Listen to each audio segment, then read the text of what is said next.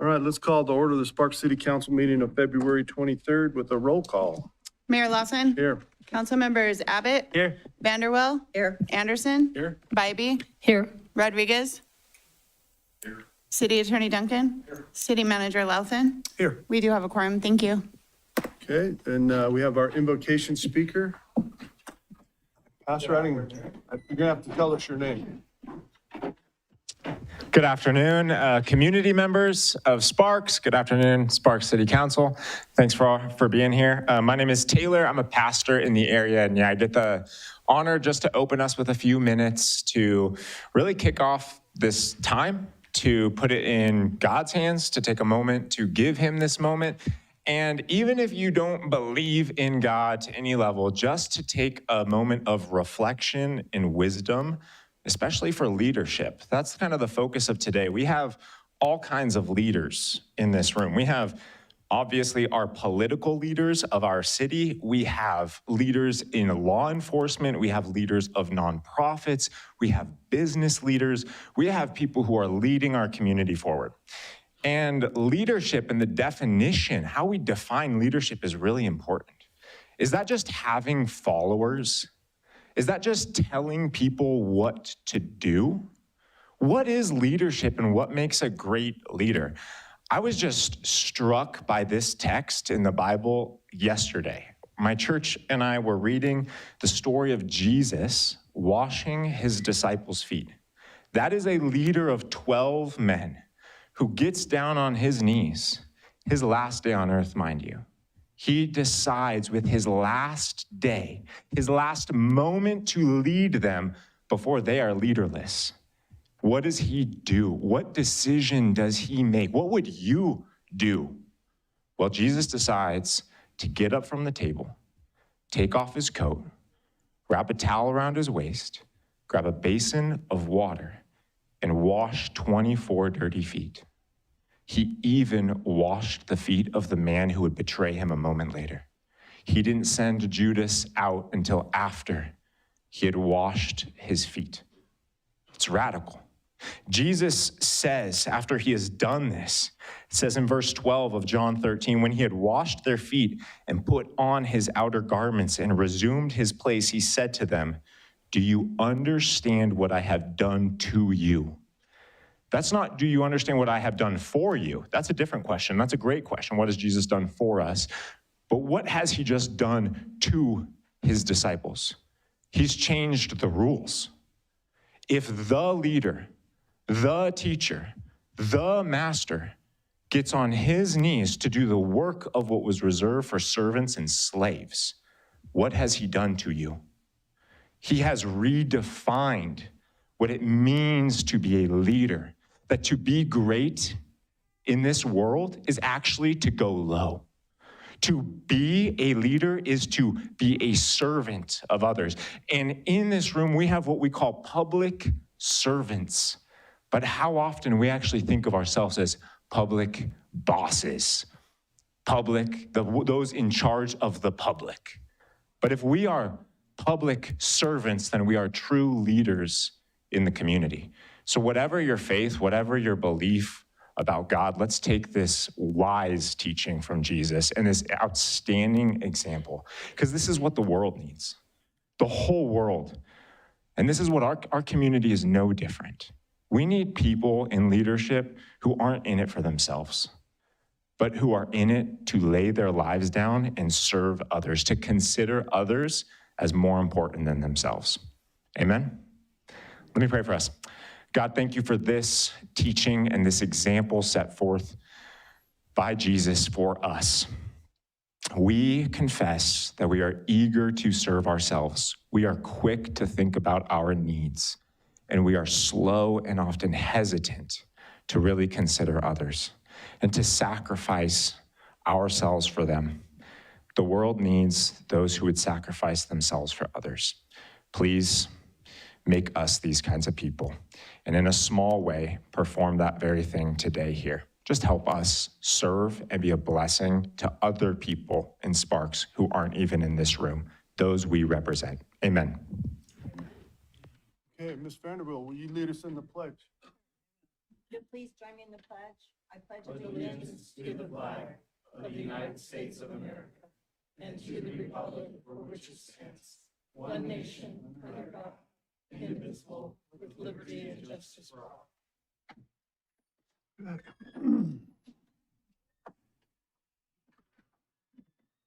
All right, we'll move on to public comment. We'll start with Catherine Riles, followed by, let's see, Cheryl Sinzel.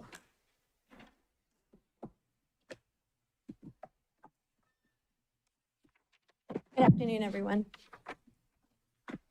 Catherine Riles for the record.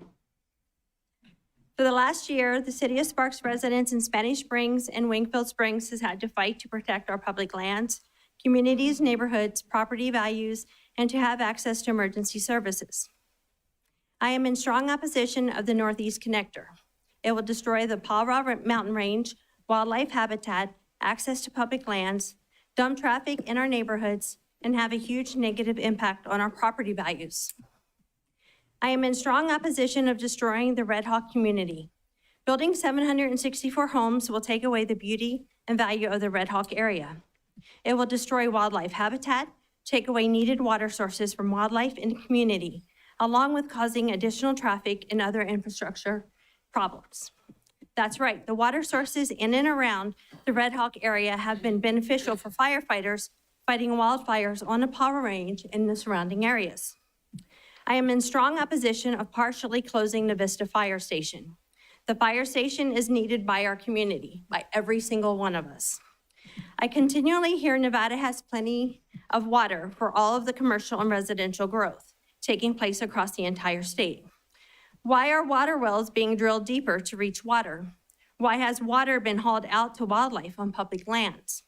Why were there emergency wild horse and burro roundups? What is happening to our groundwater? What is happening to the water on our public lands? Are the mines and data centers draining the water sources?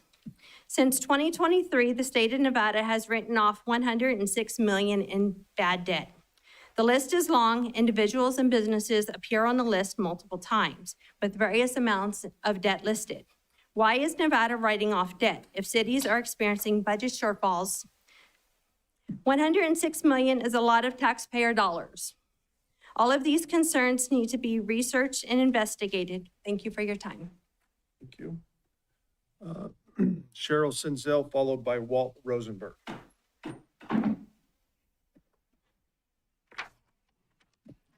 Hello. I'm very nervous, so I hope I can get through this. I'm not here today to talk to you about a golf course, but I'm here to talk about an important community that you were elected to represent. Some of the policies and strategies entrusted to you as council members include land use. In January, the Red Hawk Land Company submitted plans to make extraordinary changes to the Wingfield Springs community. There are many, many reasons this is a very, very bad plan for Wingfield and for Sparks, but I'm here to focus on the environment that should be your concern. The article that I brought today, and I think that'll be part of your packet, described what was once, it was an Audubon article, what was once, and on some internet sites still is, used to attract golfers and people hoping to buy homes in this very special place. It was clearly a source of pride at one time. Trust me, there are many environmentalists and organizations that are still prepared today to stand up to any destruction of Wingfield Springs and Red Hawk. Before one bulldozer is allowed to start its destruction in this community, I want you to know that you must pause for many reasons, the least of which may be the moral responsibility to protect our land, but also because the plan submitted to you is in violation of state and federal law. You see, according to the Nevada Division of Natural Heritage, Northern Nevada, and specifically Wingfield Springs, is filled with wet meadows, lakes, ponds, and perennial springs. According to NDOW, these are critical habitat for 75% of species and over 31 that may be endangered or threatened. Wingfield Springs is home to many protected aquatic species, but particularly birds, as described in part in the article that I gave for you. The Migratory Bird Treaty Act, which is federal law, and the Nevada Department of Wildlife Regulations, Nevada Law NAC 503, require that both the natural and created habitat at Wingfield Springs are protected. To disturb nesting sites or harm or harass the many protected birds violates the trust given to you and the law. We have many of these protected birds in our community. The white pelican, revered by our native tribes and the icon of the Northwest Nevada Bird Alliance, egret, eagle, owl, swans, the great blue heron, the Nevada state bird, the mountain bluebird. These are just a few of the migratory birds that are protected and are found at Wingfield for both feeding and nesting.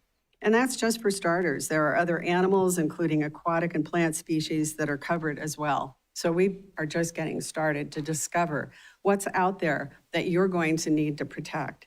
You have an obligation to take enough time and to use your resources to explore the plan that you accepted from Red Hawk Land Company and ensure that it does not break both state and federal laws. And you have a moral obligation to protect the interests of your constituents, not to mention the amazing habitat and irreplaceable ecosystems at Wingfield Springs. Please do your duty. Thank you. Walt Rosenberg, followed by Patrick Christensen.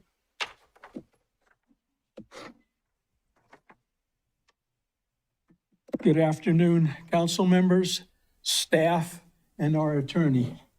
When I was in college, I was taught that you open a complaint with a compliment. So I'd like to compliment the city of Sparks on the handicap parking places out here. However, when I pulled in, the very first handicap parking place was filled with leaves and snow, making it difficult for a handicapped person to park there. I find that abhorrent by the city of Sparks. If you really, truly respect handicapped people, that would have been cleaned. That's my piece. Thank you very much. Thank you.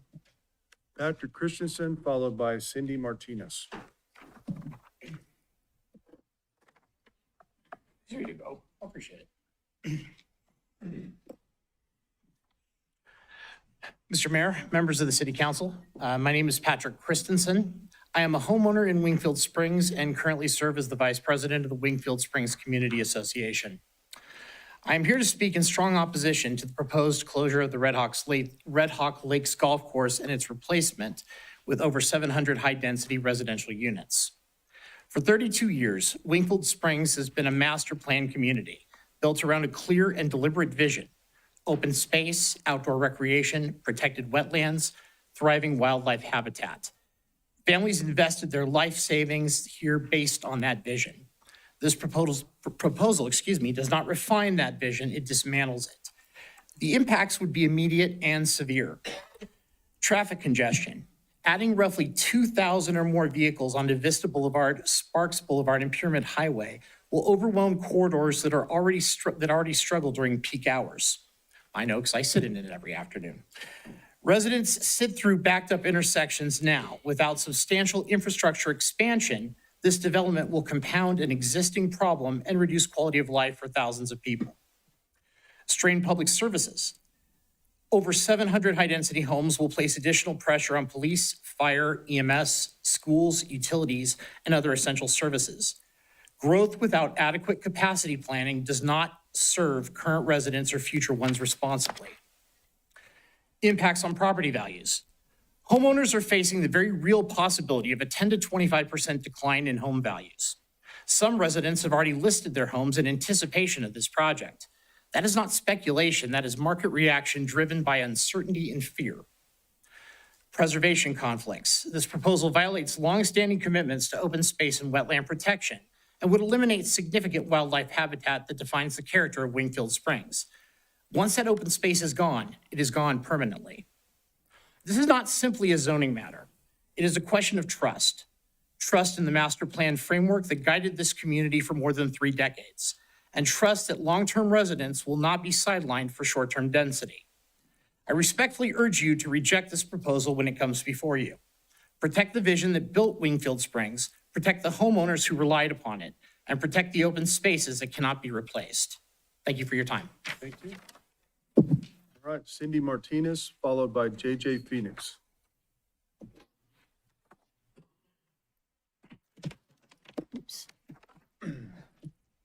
Good afternoon, Mr. Mayor, council members, Mr. City Attorney, Mr. City Manager, Madam Clerk, And staff, for the record, Cindy Martinez. I'm a resident of Ward 3. I'm speaking in opposition to Agenda Item 9.1, the proposed renewal of the Sound Thinking contract, and I urge you to pause before turning a temporary pilot into a permanent taxpayer obligation. This program was approved November 2022 as a short-term experiment funded with $850,000 one-time federal ARPA dollars. It was approved on consent and framed as a pilot. In December 2024, coverage was expanded again using a temporary DOJ COPS $520,000 public safety grant. In both cases, outside funding made these decisions easier. These were experiments, not permanent commitments, funded by Sparks residents.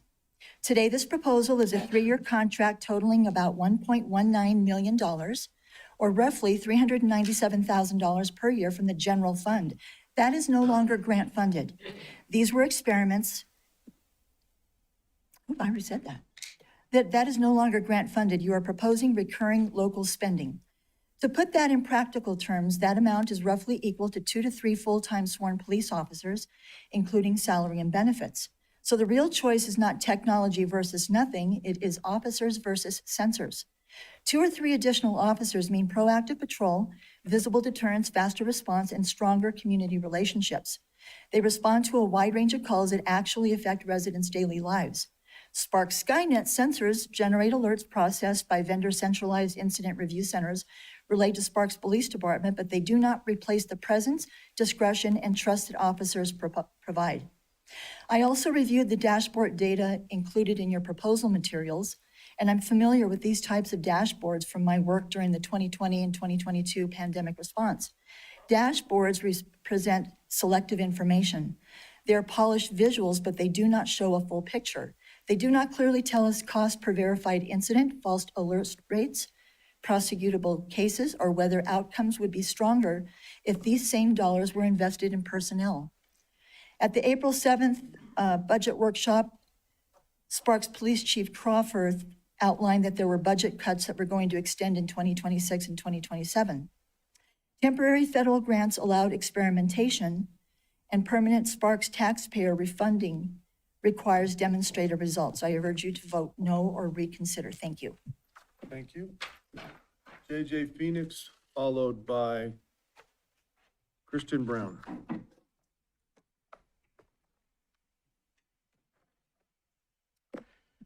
Good afternoon, members of the Sparks City Council, staff, and the general public. For the record, my name is James Phoenix. Most people know me as JJ. Thank you for the opportunity to make public comment today.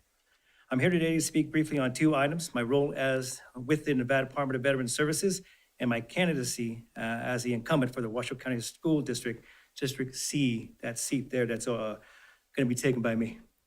A little bit about me. I'm a member of the Pyramid Pirate Tribe. I grew up in the Reno-Sparks, Washoe County area, specifically here in Sparks. I raised my family here and finished my law enforcement career here. I served in the Marine Corps and retired from the Reno Police Department, and I later retired from the Nevada Army National Guard as a lieutenant colonel. I also had the honor of serving as the chairman of the Pyramid Pirate Tribe and served on council, and I was appointed to the Washoe County School District in January of 2025, so that's where I'm currently at right now. At the Nevada Department of Veteran Services, we are a state veteran agency. We are not the VA, but we work closely with them. NDVS provides veteran service officers, operates 2 state veteran nursing homes, 2 state veteran cemeteries, and manages outreach and volunteer programs to support veterans and their families statewide. I had some information. If I could have a business card, maybe we can get those out. Regarding the Washoe County School District C, I am running as the incumbent for, again, District C, which is Wingfield, Spanish Springs, all the North Valleys up to Cold Springs. I want to continue serving the community. I support the district strategic plan and guiding principles, and I have a strong focus on strengthening special education services, specifically increasing certified teachers, instructional aides, and classroom resources for students, staff, and their teachers, so that they can be good servants to the community for the rest of their life. Over the past year, I visited all schools twice in District C. I met with the principals, listened closely to their successes and all their challenges. This last year, my focus has been going to be on doing outreach, including all the specialty schools here in Washoe County. I already started going to all of them, learning more about where all their needs are, so I can continue to advocate for them. And staying engaged with the public by attending community advisory boards, neighbor advisory boards, and Spark City Advisory Committee meetings.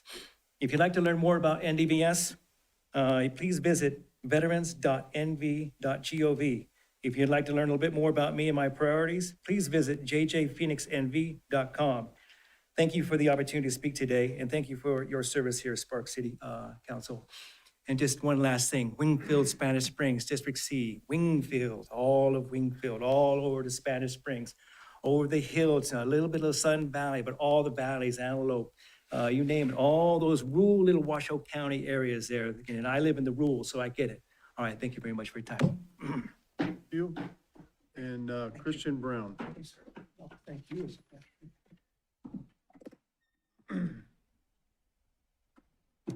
All right, good afternoon, council members. My name is Christian D. Brown, and before I talk about what I came to talk about, I wanted to voice my solidarity with what Catherine said at first, with her opposition. But anyways, I'm here to voice my opposition into ShotSpotter, especially if we're going to be spending 1.9 million for it. While I want our communities more safer and our neighborhoods to be safe, this also kind of seems like a waste of taxpayer money and of police officers' time. There are multiple studies in major cities showing that ShotSpotter leads to a lot of false positives and even a few false arrests. There's a website that, you know, if you're more interested, it's called Cancel Spot Shotter or Stop Spot Shotter. That kind of goes a little more into this stuff. But I mean, personally, I don't want us to keep adding more and more mass surveillance to everything around here, you know, with Flock, with Ring cameras, with all this stuff that just keeps adding on. So the last thing I really want to do is be throwing up more junk just to listen and watch us more. Simply put, I would rather have that money spent on better things that actually help the community. And yeah, that's kind of about all I had to say today. So thanks for your guys' time. Thank you. Anyone else in the public wishing to speak at this time? Okay, we'll close public comment and move on to approval of the agenda. Let me see. Mr. Anderson, I move to approve the agenda as submitted. Mr. Abbott. Second. I got a motion and a second. Any further discussion? Seeing none, please vote. Aye. Thank you. Motion carries unanimously. Looking for approval of the minutes. Any additions, subtractions, corrections for that? If not, looking for a motion. Ms. Vanderwell. I move to approve the minutes of the Spark City Council meeting for February 9th, 2026. Mr. Anderson. Second? Got a motion and a second. Any further discussion? Seeing none, please vote. Aye.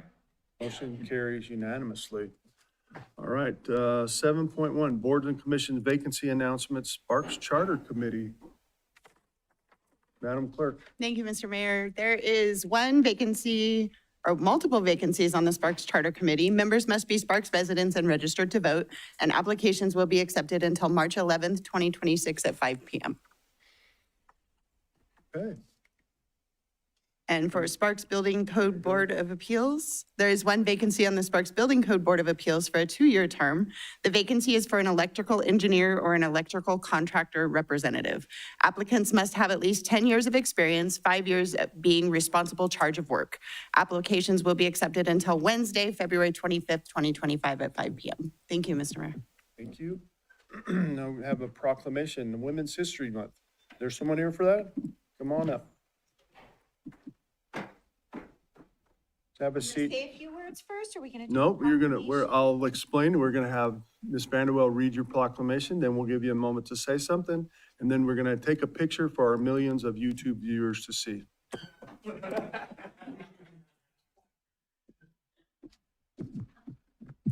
Thank you, Mr. Mayor. Whereas Women's History Month is observed each March to recognize and celebrate the vital role women have played in shaping our nation's history, culture, economy, and civic life. And whereas women of all backgrounds have contributed to the strength and success of our communities through leadership, innovation, service, and advocacy, often overcoming barriers of equality and opportunity. And whereas the achievements of women in government, education, business, science, healthcare, the arts, and public service continue to inspire future generations and strengthen our democracy. And whereas recognizing women's history encourages reflection on progress made towards gender equity and renews our commitment to ensuring equal opportunities for all. Now therefore, I, Ed Lawson, Mayor of the City of Sparks, Nevada, do hereby proclaim March 2026 as Women's History Month in the City of Sparks and encourage all residents to observe this month by honoring the achievements and contributions of women past, present, and future.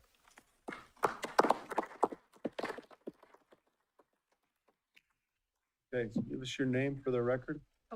Now you want to speak. Now you get to talk. Sorry, I don't know all the rules. That's okay.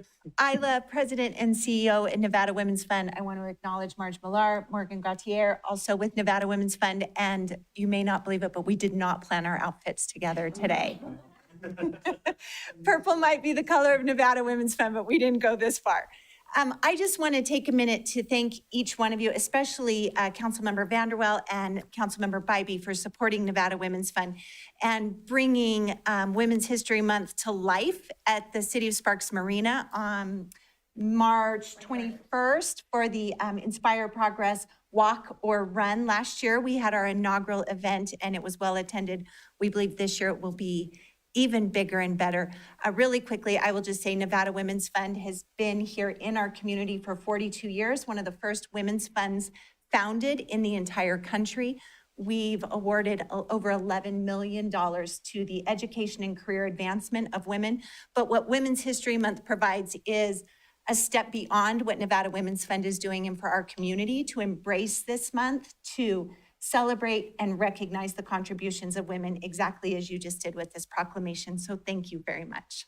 Thank you. Okay. We'll take a picture. We would love a picture. Yes. For our millions of YouTube viewers.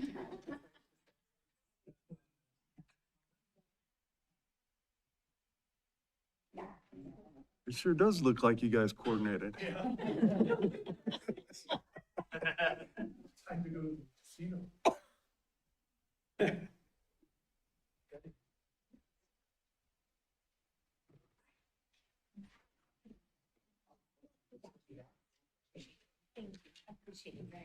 Thank you. You're welcome. All right, 7.4, Employee Appreciation Day. Ms. Bybee. Thank you, Mr. Mayor. Whereas the City of Sparks is dedicated to providing outstanding services that support the safety, vitality, and quality of life for residents, businesses, and visitors, and whereas the City of Sparks recognizes that its employees are the heart of the organization and the reason the city can serve the community with excellence, pride, and integrity, and whereas city employees bring not only skill and professionalism to their work, but also compassion, creativity, teamwork, and a genuine commitment to helping others. And whereas from maintaining safe streets and beautiful parks to responding in times of emergency, to supporting programs, projects, and daily operations that keep the city running smoothly, Sparks employees consistently go above and beyond in service to their community. And whereas the City of Sparks deeply values the dedication, resilience, and positive spirit demonstrated by its employees, who often work behind the scenes and in all conditions to ensure that Sparks remains a vibrant and welcoming place to live, work, and visit. And whereas Employee Appreciation Day provides an opportunity to pause, reflect, and express sincere gratitude for the many contributions and achievements of the City of Sparks workforce. And whereas the City of Sparks encourages residents, community partners, and fellow employees to join in recognizing and thanking city employees for their service, commitment, and care for the community they proudly serve.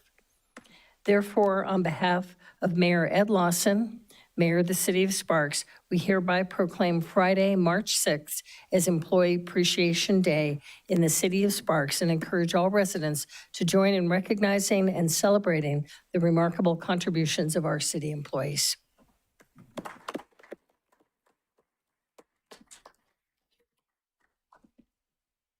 Shauna, give us your name for the record.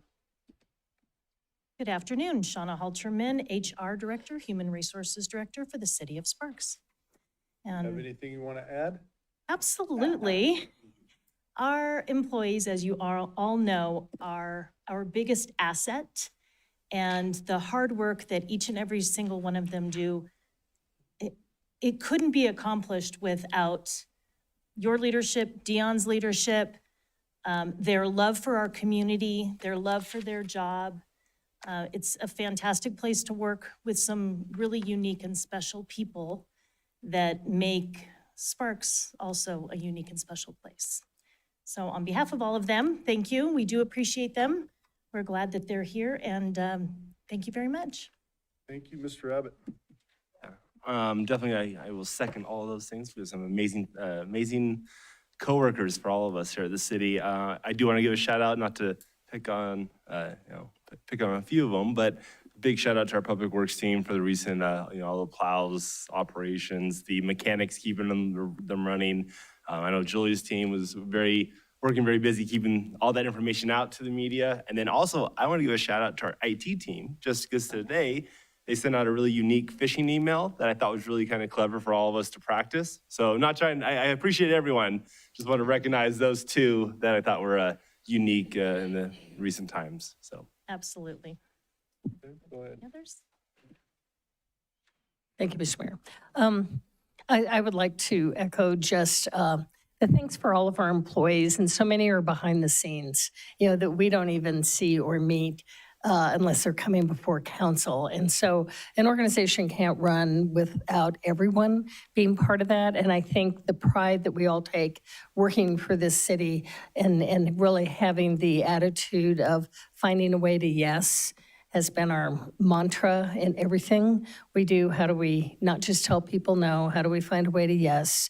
How do we listen to our residents? And how do we still feel like a small town? Because I think most of us value that small town feeling as big as we get.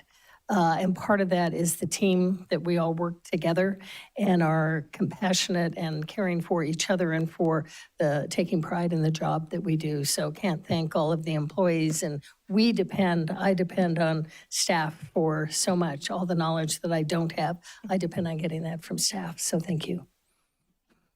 Anyone else? So I always say that we're not a manufacturing company. We are a service industry. That's all we do. We serve the public. And everybody in our team that does that does a great job. We all have bad days, but I think all of our people come to work to do a good job every single day. And it shows in the results that we get. So thank you. And Sparks Employee Appreciation Day, yes. Thank you.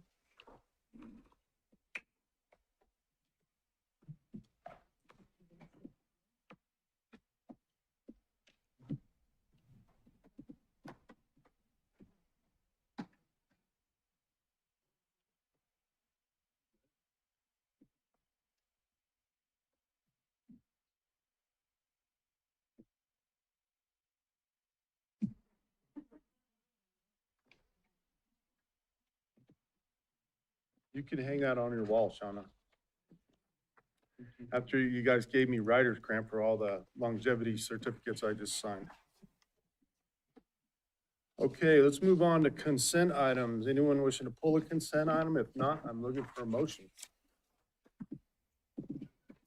Ms. Vanderwell, I move to approve agenda items 8.1 through 8.3 as submitted. Mr. Abbott. Second. I got a motion and a second. Any further discussion? Seeing none, please vote. Aye. Motion carries unanimously. General business, 9.1. Madam Clerk, you want to read that one for me? Did I catch it off guard? I'm always ready, Mr. Mayor. This is consideration, discussion, and possible approval of Amendment Number 2 to Contract AC 5894 with Sound Thinking, Inc., formerly ShotSpotter, for gunshot detection services for a 3-year term in the amount of $1,193,969. Chief. Good afternoon, Mayor, members of council. For the record, I'm Chris Crawford, your police chief. Before you today is an amendment to our contract with Sound Thinking, also known as ShotSpotter, to provide gunshot detection services for an additional 3 years through June 30th of 2029 and the current 5.25 square miles within our city. The cost for each full year, starting July 1st of this year, 2026, is $387,750 and is budgeted within the police department budget. There's an additional prorated amount of $30,719 that is funded with the current police department budget that will add 1 month to the current contract to time the contract with our fiscal years. As you can see, the dashboard that's listed above, I would like to share some of the statistics related to ShotSpotter during the past 32 months of having this service. ShotSpotter has identified 577 activations, resulting in 520 calls for service and 124 cases. 456 of those would have been unreported, meaning we had no 911 call, no one called. 542 cartridge casings have been recovered from those activations, resulting in 23 arrests and 17 recovered firearms. Sparks Police has partnered with the Reno Police Department and Alcohol, Tobacco, and Firearms, known as ATF better, more than a year ago to create a Crime Gun Intelligence Center to investigate firearms-related crimes, of which Sparks has a dedicated detective. This has resulted in 273 additional investigations conducted by the CJIC, resulting in 31 additional cases and 75 additional cartridge casings that were located. ShotSpotter has produced the results that it stated when we originally purchased it. And lastly, I'll provide 4 ShotSpotter activations that led to cases that would have not been reported or likely not solved without those notifications. May of 2024 at approximately 11:30 p.m., Sparks Police Department received a ShotSpotter notification of 4 gunshots on East Greenbury Drive with no 911 calls. Sparks patrol officers arrived on scene within 1 minute of the notice and located a victim of a homicide.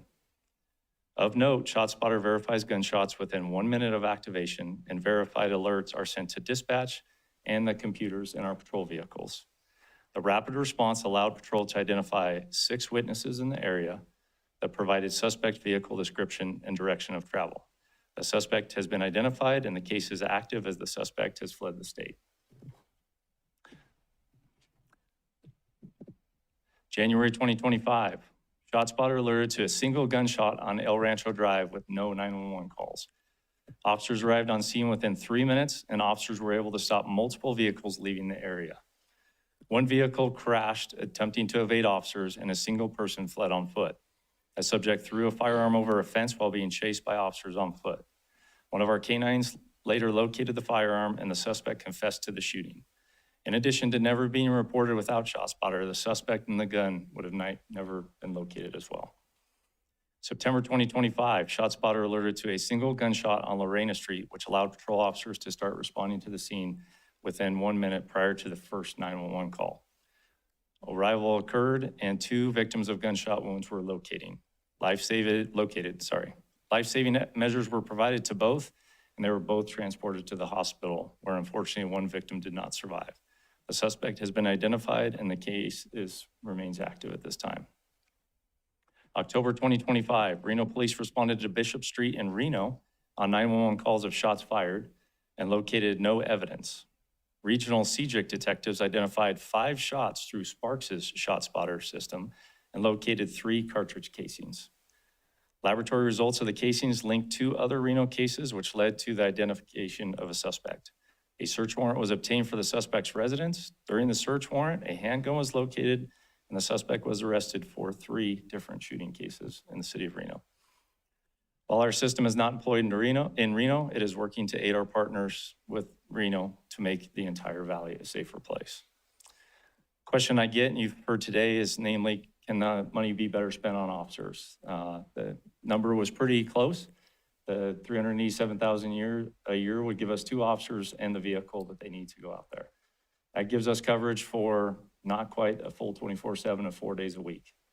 That would not give us the proactive things that we're getting right now. We get on scene with this service quicker, which helps in several ways. It helps us get to victims sooner, to clear the area, make it safer for our partners in the fire and EMS to come in. We locate evidence with extreme accuracy. It shortens our investigations, which then makes our investigations for our other cases have more attention by our detectives sooner. It removes crime guns from the streets and reduces the number of offenses committed by the same criminals. And I think with that, I will wrap it up and be available for any questions. Questions from the council? Buddy? No? I personally love the thing. I know we solved the drive-by shooting on Pyramid Way for that same reason. We were able to recover casings. And with today's technology, working backward from casings to gun, I think it's pretty smart policing. And policemen always get more expensive. Yes, sir. So, Ms. Vanderwell. Yes, I'd like to say thank you, and I support it also since it's also used in Ward 2, which I realize that we do have a lot of activity. I like the fact that it's safety and technology for our officers to get there quicker, and obviously it's proven that our officers can get there quicker and provide life savings. So thank you. Councilwoman. Go ahead. So I was just curious, with the real-time crime center and the drones and everything that's operating there, how does ShotSpotter work in coordination with that? That allows us to, I know people at times are frustrated with it. They think we're always watching. We're watching through our different resources when there's activation. So how that would work, ShotSpotter goes off and our employees that are in the real-time center, which is right next door to the CJIC Center, all those people start working together and bring up the cameras for that location, start seeing what they can identify, and start providing our officers, vehicles leaving and making stops, and start identifying people of interest, witnesses, things of that nature. So it's really helped us get into scene sooner. And as that one homicide I talked to, yes, we would have got the homicide reported to us likely the next morning, but we would not have had 6 witnesses. All right, thank you. Okay, anyone else? Okay, with that then, I'm looking for a motion. Mr. Anderson. I move to approve amendment number 2 of contract AC 5894 with Sound Thinking Incorporated, formerly ShotSpotter, for gunshot detection services for a 3-year term in the amount of $1,193,969. Ms. Vanderwell. Second. Got a motion and a second. Any further discussion? Seeing none, please vote. Aye. Motion carries unanimously. Thanks, sir. Thanks, Chief. Madam Clerk, 9.2. Thank you, Mr. Mayor. This is consideration, discussion, and possible approval of a consulting agreement, AC 6179, with Corollo Engineers Incorporated and the City of Reno for engineering services for the Truckee Meadows Water Reclamation Facility Master Plan Project in the amount of $2,253,926, with Sparks' share being $707,025.22. Reread that number for me, Madam Clerk. You said 926, not 8. 826. We just make that correction. It's a 9. For the $2,253,826. Thank you. Apologize. No sense. No sense. Okay, Casey, good afternoon. Good afternoon, Mayor Lawson and members of council. This item is looking to hire an engineering consultant to do an update of the, Casey Menser, Treatment Plant Director of the Truckee Meadows Water Reclamation Facility, for the record. This item is looking to hire an engineering consultant to do an update to the Tom Wharf, the Truckee Meadows Water Reclamation Facility 2020 Facility Master Plan. Treatment plants benefit from periodic master planning efforts to holistically evaluate the state of the facility's infrastructure, the effectiveness of treatment processes, forecast capital improvements, and assess progress towards long-term treatment goals for continued compliance. There are several really important reasons why this update is being sought. Post-COVID, there have been huge changes in the market conditions, and construction costs have increased dramatically. This effort will update the capital improvement program and cost estimates to reflect a more accurate roadmap for Tom Wharf. There's also been a tremendous amount of work over the past 5 years pursuing the recommendations identified in the 2020 facility plan. That includes a number of things like completed projects, additional studies, pilots, vetting changes in treatment technologies. And so between then and now, we have identified the things that need further investigation. We have moved forward with adopting certain types of treatment processes or technologies. We've done additional studies to know what's on the table or what needs to be pursued further. The previous plan also had an inside the fence approach, whereas this plan will look to evaluate other regional opportunities, including some that were not viable during the previous planning effort. The plan will also look at other important aspects such as asset management, seismic considerations, as well as physical and cybersecurity. A formal request for qualifications was conducted, and it involves staff from Sparks, Reno, and Washoe County. Corolla was selected as a result of that process. This is a budgeted item in our current fiscal year's capital improvement program. And with that, I'd be happy to answer any and all questions. Questions from the council? Mr. Anderson. Hey, Casey, I just first off want to say thank you and your team for being incredible employees in an area that most of us would not want to be in every day. So thank you for what y'all do at the treatment facility. So I was looking at this, and under task 3.4, the regulatory assessment portion of it, I was just wondering, as far as some clarity, it looks like it's going to be looking at current and future regulations and trying to anticipate where things are going to go. I was just wondering specifically, like we're hearing more about PFAS, as well as nutrients and then even the discussion of tertiary treatment. Is that all going to be a part of the process as far as that regulatory portion that they're going to be reviewing?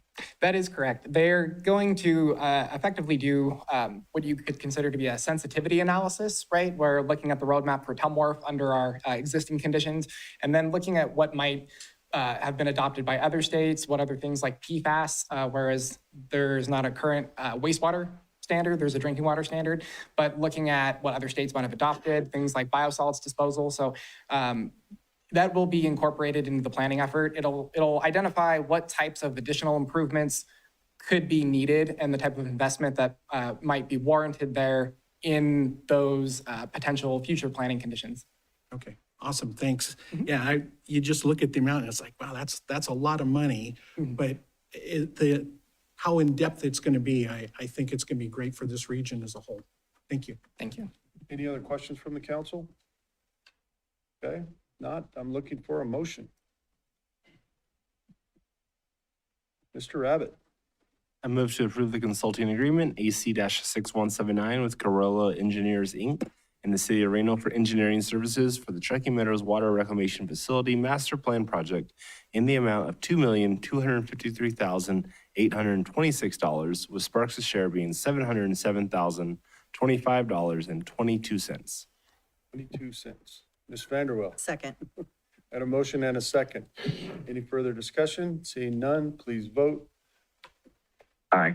Motion carries unanimously. Thank you. Thanks, Casey.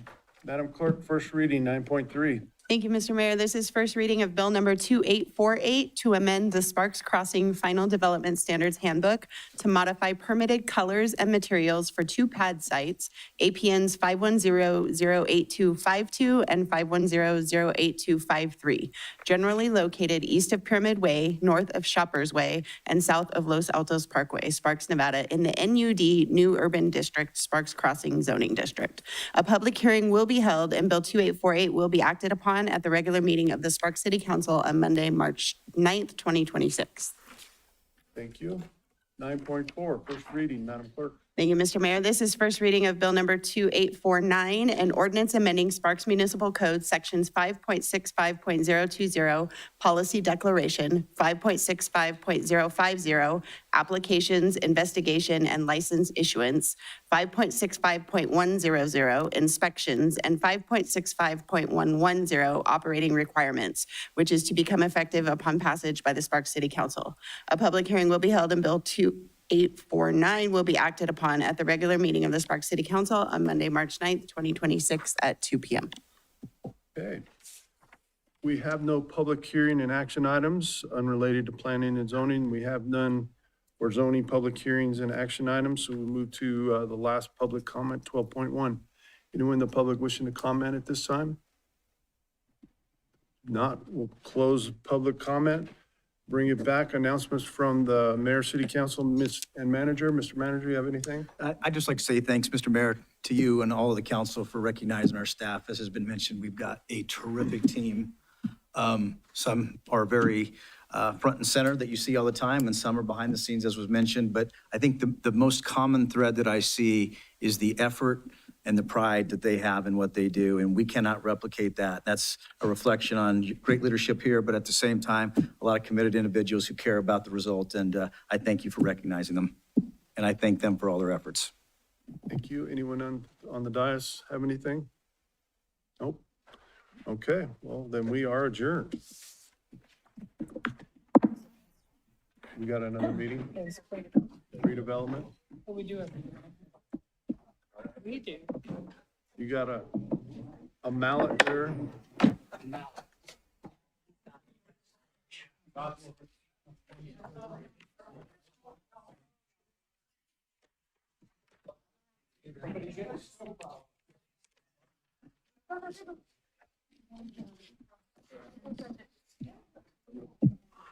Oh.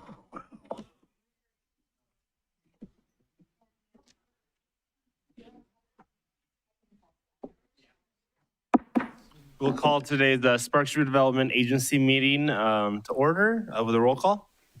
Chairperson Abbott, Here. agency members Lawson, Here. Bybee, Here. Vanderwell, Here. Anderson, Here. Rodriguez, Here.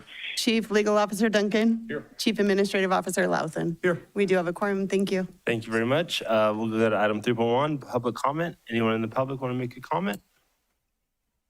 I don't see any. We'll close public comment and go to 4.1, approval of the agenda. Agency member Vanderwell. I move to approve the agenda as submitted. Awesome. Agency member Anderson. Second? We have a motion and a second. Please vote. Mr. Rodriguez. Oh, thank you. Passes unanimously. Item 5.1, consideration, discussion, and possible approval of the minutes of the Sparks Redevelopment Agency meeting for January 26, 2026. Looking for a motion. Agency member Bybee. I move to approve the minutes of the Sparks Redevelopment Agency meeting for January 26th, 2026. Thank you. Agency member Vanderwell. Second. We have a motion and a second. Please vote. Aye. Thank you. Passes unanimously. Item 6.1, consideration of possible acceptance of the report of the claims and bills approved for payment and appropriation transfers for the period January 13th, 2026 through February 9th, 2026. Looking for a motion. Agency member Anderson. I move to accept the report of claims and bills, the appropriation transfers for the period of January 13, 2026 through February 9th, 2026. Thank you, sir. Agency member Bybee. I will second that motion. Awesome. We have a motion and a second. Please vote. Aye. Thank you. Passes unanimously.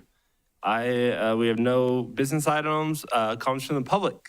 Any comments from the public? Any public? Any public? Yeah. I don't see any. We'll close that item. Yeah, well, you got excited. I was like, we don't get much public comment on this.